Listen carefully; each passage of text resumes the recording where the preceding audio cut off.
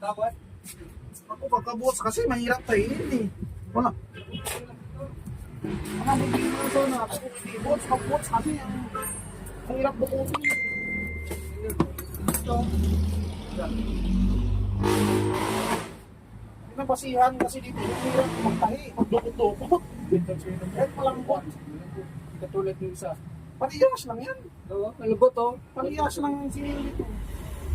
Hindi walang problema sa malambot. Dito naman sa gilid ang tahi nito. Dito oh.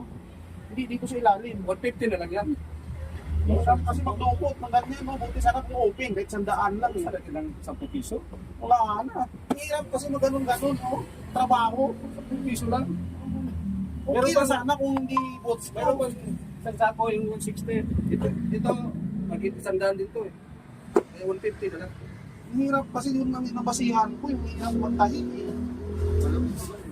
Yung mga problema yung lambot, yun na yung sinasabi ko na yung mahirap maganyan-ganyan ng kamay sa loob. Bukas mo yung 10. Ilan ba to? Bilangin mo na lang. Ito pa kasi lang yan eh. Wala yung sasakyan mo? Hindi na. Ayaw yung paralawensyo eh. Kapit na yung pangaran. Ah, Ay kung diretso kami sa bakla, hindi kami makuha.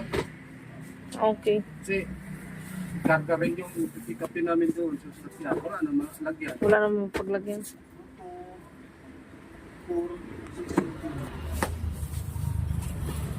puno.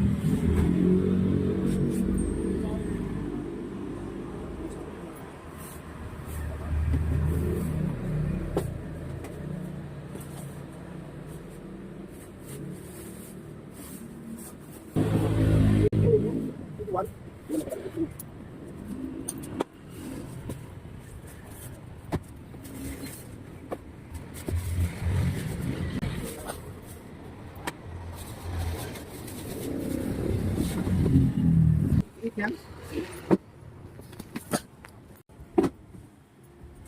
59 yan, di ba? Walang laman yung isa.